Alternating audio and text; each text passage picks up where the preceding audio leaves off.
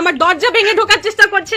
Miss আর্থ বাংলাদেশ খেতাবজয়ী মেঘনা আলমকে জননিরাপত্তা ও আইন শৃঙ্খলা পরিপন্থী কাজের আশঙ্কায় ডিটেনশন আইনে 30 দিনের জন্য কারাগারে প্রেরণের নির্দেশ দিয়েছে আদালত।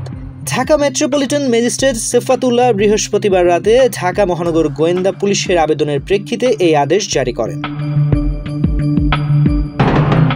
আদালতের নথি অনুযায়ী বৃহস্পতিবার রাত 10:30টায় মেঘনা আলমকে আদালতে হাজির করে ডিবি পুলিশ। শুনানি শেষে আদালত তাকে কারাগারে প্রেরণের আদেশ দেন। আদেশে উল্লেখ করা হয় 1974 সালের বিশেষ ক্ষমতা আইনের 2 ধারার অধীনে জননিরাপত্তা ও আইন শৃঙ্খলা বিরোধী ক্ষতিকর কার্যকলাপ থেকে তাকে নিবৃত্ত রাখা এবং আইন শৃঙ্খলা স্থিতিশীল রাখার স্বার্থে এই আটকাদেশ অপরিহার্য।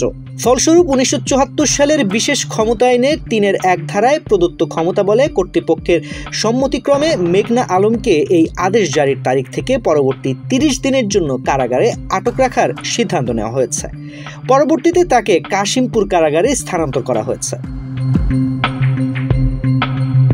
এর আগে গত বুধবার সন্ধ্যায় সামাজিক যোগাযোগ মাধ্যম ফেসবুকে লাইভ চলাকালীন মেঘনা আলম অভিযোগ করেন যে কতিপয় ব্যক্তি তার বাসার দরজা ভেঙে জোরপূর্বক প্রবেশ করছেন।